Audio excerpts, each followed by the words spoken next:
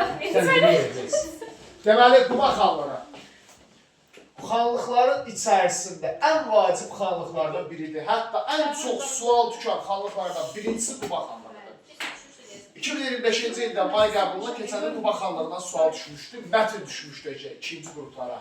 18 bal verildi sizdə. İkinci qruplara mətn düşmüşdü Quba xanlığından. Quba xanlığı mütləq xəritədə yerini bilməlisiniz. Düz bax bura, görürsünüz ərazisi də xeyli böyükdür Quba xanlığının. Deməli, ən yuxarıda Dərbətdir, düzdür? Bakıda xəritədə bilirsiniz ki, düz dənizin sahilindədir.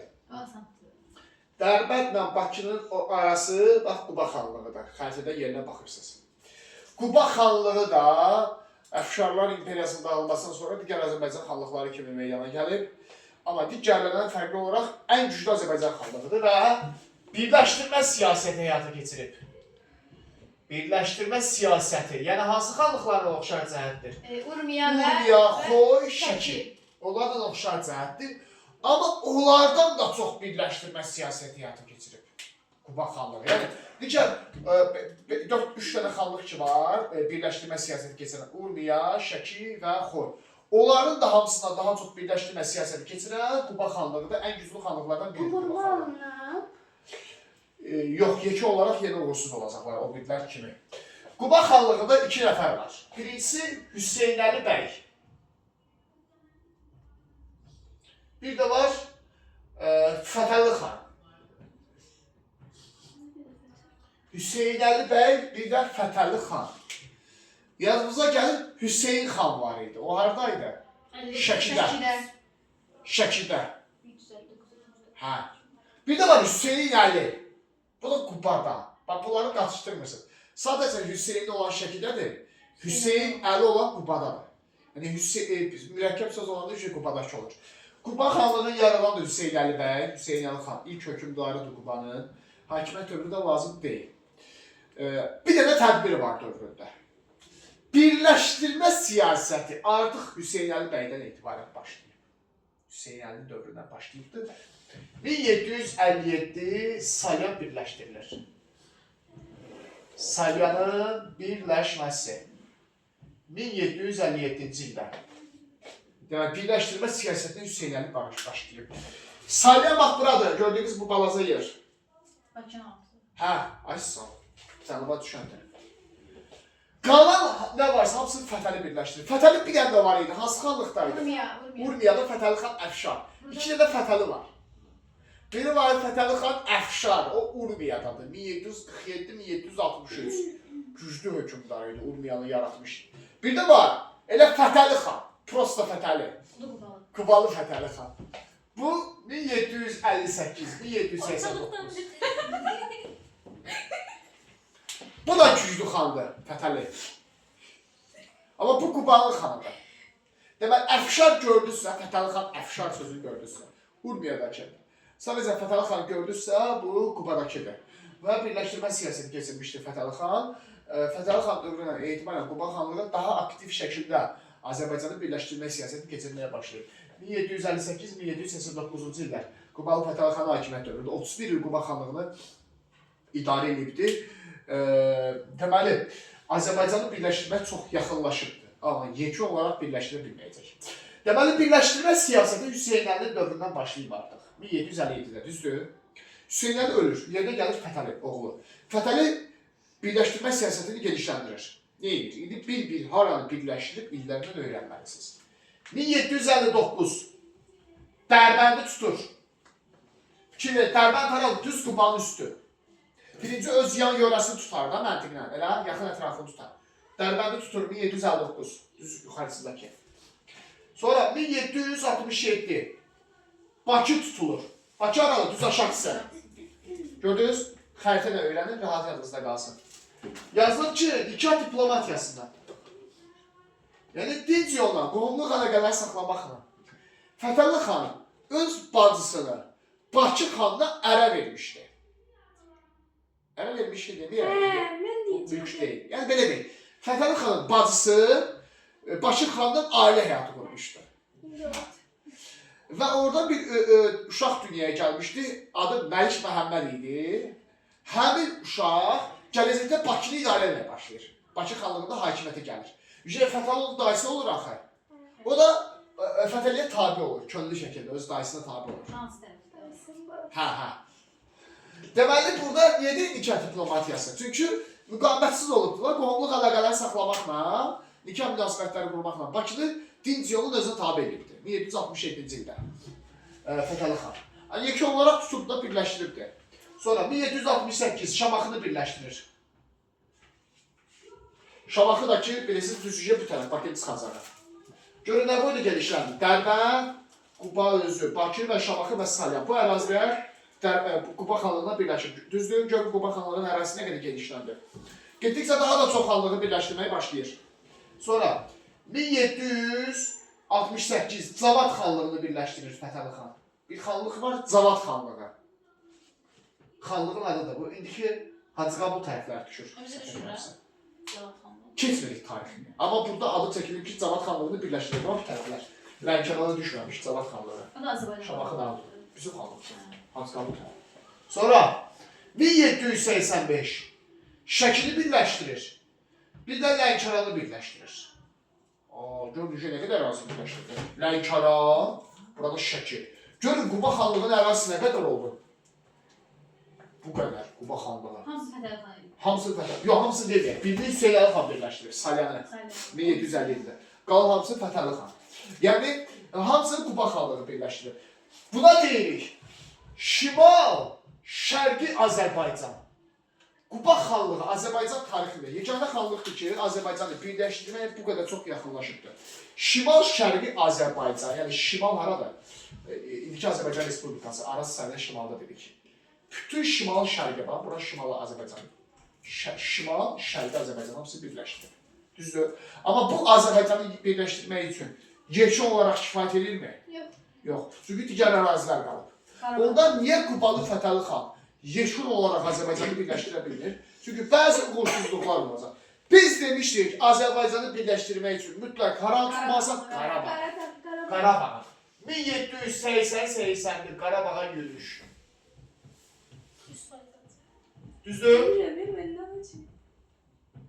Qarabağa yürüyüş edir, amma uğursuz olur. Bax, bu ciddi bir uğursuzluq idi. Qarabağa yürüyüş edir Qubalı Fətəli xan, Qarabağı tutmaq üçün, amma tuta bilmir. Və Qarabağ xanlığı düz buradaydı, mərkəzdə belə qeyd eləmişdik ki, ortada böyük xanlıq idi və Azərbaycanı birləşdirmək üçün sən mütləq Qarabağı tutmalısan demişdik. Çünki Şimalla Cənubi Azərbaycanın kəsişəcəyidir. Qubalı Fətəli xan da bunu yaxşı başa düşürdü, axıra Qarabağ xanlığını saxlayır. Çünki deyib daha da çox güclənib, birləşdirib, axırda keçirəm Qarabağın üstünə. Amma Qarabağa yürüyüş edib tuta bilmir Qarabağ. Bu Qubalı Fətəli xanın bir uğursuzluğudur. Başa düşdünüz? Qarabağ tutanmadığı üçün Naxçıvan da tutanmır. Çünki Naxçıvan özü Qarabağın içində idi, tərkibində idi.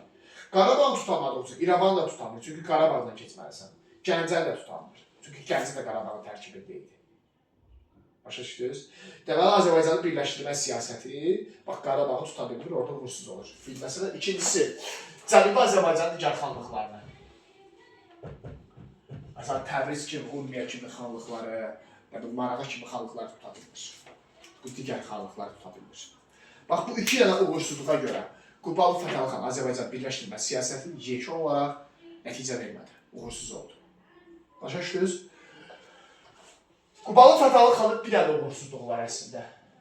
Məşhur bir döyüş var, çox düşür. 1774-cü ildə Cavduşan döyüşü. Burada Dağıstan hakimləri Gürcülərlə birləşir. Qubaya qarşı, Fətəli xana qarşı. Dağıstan elə bir Dərbənddən yuxarıda, Şimali Qafqaz ərazilərində. Dağıstan hakimləri birləşirlər Quba xanlığına qarşı Cavduşan döyüşündə Qubalı Fətəli xan məğlub olur. Qubalı Fətəli xan məğlub olur, istəyirlər Qubalı Fətəli xan Azərbaycan birləşdirməsini, onu qətlə yetirsinlər. Qubalı Fətəli xan qaçır, bir müddət gizlənir, sonra Rusiyadan dəstək alır, hakimiyyəti qoruyub saxlamağa bacarır. Deməli, Qubalı Fətəli xanın 3 dənə uğursuzluğu olur.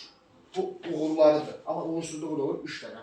Cavduşan döyüşündəki məğlubiyyət 1774, Qarabağ uğursuz yürüyüş 1780-81 və Cənubi Azərbaycan xanlıqlarını tuta bilmir tam 1784-də. Və buna görə də Azərbaycanı yekun şəkildə birləşdirmə siyasəti xeyli nəticə qazanır, xeyli irəliləyişlər edir. Amma yekun olaraq birləşdirilmir yox. uğursuz olur. Azərbaycan birləşdirmə siyasəti. Çünki 1789-da dünyası dəyişir. Dünyası dəyişəndən sonra tabi etdikləri bütün xanlıqlar ayrılır bunlara. Hamısı müstəqillik bərpa edir. Başa düşdünüz? Bəlkə də daha çox yaşasaydı, biraz da bəzi işlər görə bilərdi birləşdirmə siyasəti üçün. Kimsə sualı qaldı bununla bağlı? Ya Xəlicə, görüb yazır mı telefon səsi yazmayı? Videoya.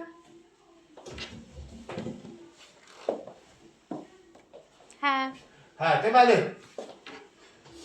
Qubalı Fətəli xanın birləşdirmə siyasətinə əlavə olaraq ölkə daxilində gördüyü başqa tədbirlər də var. Məsələn, vergi islahatı keçirmişdi Qubalı Fətəli xan. Qubalı Fətəli xanın uşaqlar vergi islahatı keçirib. Vergi islahatı çox maraqlıdır. Əvvəllər mahal naibi vəzifəsi var idi. Belə bir vəzifə var idi, mahal naibi. Quba xanlığında vergiləri mahal naibləri toplayırdı. Mahal naibləri yığırdı Quba xanlığında. İndi Qubalı Fətəli xan mahal naibliyi vəzifəsini ləğv edir. Yerində kətxudalar yaradır. Niyə? Çünki mahal naibləri vergiləri yığanda çoxlu qanunsuzluq hallarına yol verirdi, rüşvət hallarına yol verirdilər. İnsanlardan bəzən vergiləri artıq alırdılar. İndi Qubalı Fətəli xan istəyir ki, burada bir qayda qanunu yaratsın, vergilərin toplanmasında. Mahal naibliyini ləğv edir, yeni bir vəzifə yaradır, kətxudalar. Artıq vergiləri kətxudalar özləri birbaşa yığmalıdır, kətxudalara etibar edirdi Fətəli xan. Vergili kətxudalar yığıb birbaşa xəzinəyə kətxudalar təqdim edirdi. Başa düşdünüz? Bu da olur, onun vergi islahatı. Bir də belə bir vəzifə yaradılır, xan yasavulları. Bu vəzifədə bəzi işləri xan yasavulları görməli idi. Bu üç dənə tədbir Qubalı Fətəli xanın vergi islahatı olur. Sonra köçürmə siyasəti. Quba xanlığında köçürmə siyasəti var. Köçürmə siyasəti nə deməkdir? Məsələn, əhalini Quba xanlığının ərazisinə köçürür. Dərbənddən əhali köçürür Quba xanlığının ərazisinə. Ərdəbildən tutaq ki, Quba xanlığının ərazisinə əhali köçürür. Köçürmə siyasətində məqsəd nədir? Kimi haradan hara köçürüb, o mənə gəlir çox da vacib deyil, lazım deyil. Əsas öyrənməlisiniz ki, niyə köçürmə siyasəti həyata keçirir? Birincisi, əhali sayını artırmaq, əhalini artırmaq. Çünki Quba xanlığı böyük xanlığı idi. Onsuz da Quba xanlığının ərazisi böyükdür. Və hətta bilirsiniz ki, Quba rayonu bugün Azərbaycanın böyük rayondur. Coğrafi keçənlər bilər. Yəni, Quba xanlığının onsuz da ərazisi böyükdür və bir tərəfdə daha da böyüyürdü digər xanlıqları tutmaqla. Ona görə də əhalinin sayının artmasına ehtiyac var idi. Orduda əskər lazım idi, əhalinin sayı artmasında maraqlı idi. Ona görə də qıraq xanlıqlarda öz xanlığının ərazisinə əhali köçürür. Əhalinin sayını artırmaq məqsədilə. İkincisi, özünə sosial dayaq yaratmaq məqsədilə. Sosial dayaq nə demək? Yəni, öz tərəfdarlarını köçürür. Harada ki, onu sevən bir kütlə var, qıraq xanlıqlarda. Onu dəstəkləyən. Onları gətirib xanlığın ərazisinə yerləşdirir ki, qoy onu dəstəkləyənlərin sayı artsın xanlıqda. Üçüncüsü, sərhədi möhkəmləndirmək. Sərhədi gücləndirmək. Xanlığın sərhədlərini möhkəmləndirmək istəyir məqsədində. Çünki Quba xanlığı həm də strateji bir yerdədir. Xəzər dənizinin sahilində, yuxarısından Şimali Qafqazla yaxın idi, Dərbəndlə birlikdə Şimali Qafqaza yaxın idi, Rusiyanın qonşusuydu. Strateji yerdə yerləşirdi Quba xanlığı. Ona görə də döyüşkar tayfalara ehtiyacı var idi xanlığın sərhədlərini möhkəmləndirmək üçün. Şahsevər tayfası var. Sizə demişdik ki, Ərdəbil xanlığını da onları yaratmışlar. Orada Şahsevər tayfası Quba xanlığının ərazisinə köçür. 1806-cı ildə Rusiya Quba xanlığını işğal edəcək, 1810-da isə tamamilə ləğv edəcək. Yəni, yekun olaraq Quba xanlığı birləşdirmə siyasətində yenə də uğursuz olur və Rusiya tərəfindən işğal olunur. Yaxşı. Qubanı öyrəndik. Sonra hansı xanlığı idi? Şamaxı deyəsən, elə? Şamaxı Gəncə. Şamaxı Gəncə ikisi də. Şamaxı xanlığı. Əsas xanlıqlardan deyil əslində Quba ilə müqayisədə. Amma bunu da bilmək lazımdır. Balacadır tarixi. Şamaxı xanlığı. Bu zəifdir. Quba kimi birləşdirmə siyasəti keçirməyib. Gücsüzdür. Bir dənə məqsədi özünü qorumaqdır. digər xanlıqlardan. Biraz da acınacaqlı taleyi var Şamaxı xanlığının. Çünki iki hakimiyyətlik var burada. İki hakimiyyət. Yəni onsuz da balaca bir xanlıqdır. Üstəlik özündə də iki hakimiyyətlik var Şamaxının.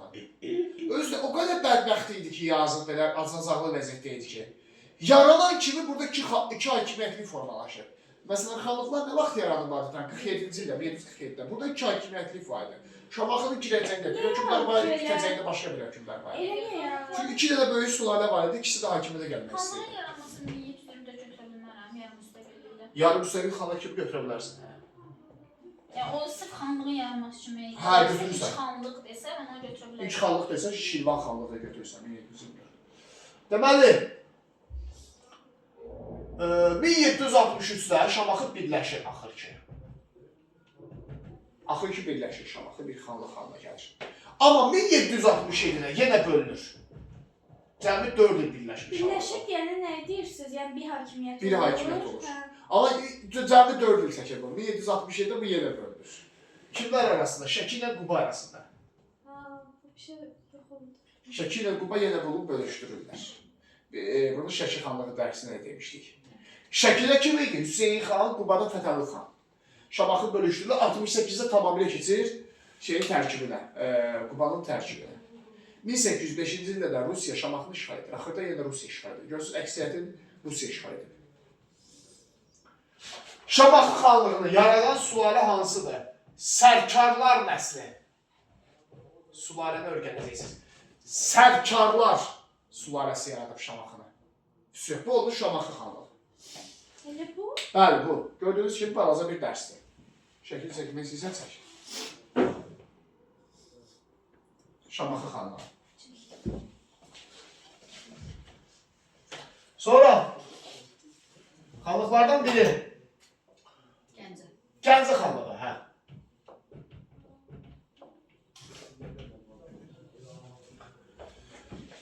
Gəncə xanlığı da zəif xanlıqda adətən Azərbaycanı birləşdirmə keçirməyibdir.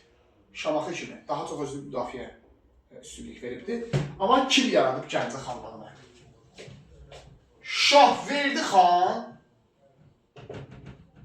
Ziyadoğlu. Qacar tayfasıdır. Tayfa olaraq Qacar tayfası.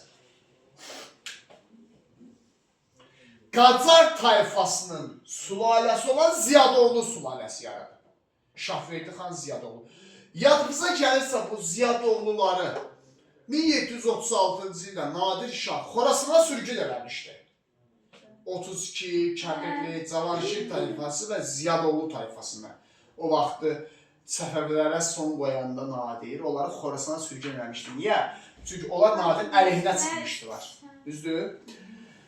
İndi Nadir öləndən sonra onlar qayda olaraq Xorasandan Gəncəyə, Şahverdi xan və tayfa olaraq Qacar tayfasına məxsuslar, suları olaraq Ziyadoğlu sülaləsinə. Hə, desək Gəncə xanlığını Qacar tayfası yaradı, bu doğru fikir olacaq. Hə, gəlibdir Gəncə xanlığını yaradıbdır. Başa düşdünüz? Gəncə xanlığı bilirsiniz də Qızılqaya xəyanətində iştirak edibdir 1752-ci ildə. 1780-ci ildə Gəncə işğal olunur. Fikir verin, Gəncə Gürcülərlə Qarabağ arasında işğal olunur 1780-ci ildə. Deməli, Gəncədə iki hakimiyyətlik formalaşır. Başqa iki hakimiyyətlik hansı xanlıqda var idi? Şamaxı və Gəncənin oxşar cəhətidir, iki hakimiyyətlik olmaz. Elə bu ikisi ancaq? Hə, iki hakimiyyətlik bu iki xanlıqda olur. Olmayacaq. Yox, olmayacaq. 1780-83. Deməli, amma Gəncənin Şamaxıdan bir yaxşı cəhət oldu ki, Şamaxıda yaranan kimi iki hakimiyyətlik var idi. Burada sonradan olub iki hakimiyyətlik, özü burada az olub, 3 illik olub cəmi iki hakimiyyətlik. Gürcülərlə Qarabağ arasında bölünmüşdü Gəncə xanlığı. Gəncənin güclü xanı olub Cavad xan. Məşhur Cavad xan. Gəncənin əsas xanıdır, bunun hakimiyyət dövrünü öyrənməlisiniz. 1786-1804-cü illər. Ruslar 1804-cü ildə Cavad xanı öldürəcəklər və Gəncəni işğal edəcəklər. 1804-də Gəncə xanlığı Rusiya tərəfindən işğal olunur. Görürsünüz, xanlıqların əksəriyyəti Rusiyanın işğalıdır. Şimali Azərbaycan xanlıqlarının Sonra kim alır onlardan təzən bizi? Sonra Rusiya parçalanacaq, biz müstəqil olacağıq. AXC-ni yaradacaq, Azərbaycan Xalq Cümhuriyyətini. Sonra təzədən bizi işğal edəcəklər, Sovet olacaq. Sonra biz təzədən müstəqil olacağıq da müasir Azərbaycan Respublikası. Belə öyrənə gedir. Vəsiyo, Gəncə xanlığı gördüyünüz kimi Azərbaycanın şimal-qərb daha çox torpaqlarında yerləşən bir xanlıqdır. Daha çox Qarabağın müəyyən müddətdə Gürcülərin asılılığında olub, müəyyən müddətdə müstəqil olub, məsələn Cavad xanın dövründə. Ermənistan o vaxt hara olub? Yox idi o vaxt. Hansı ərazi olub?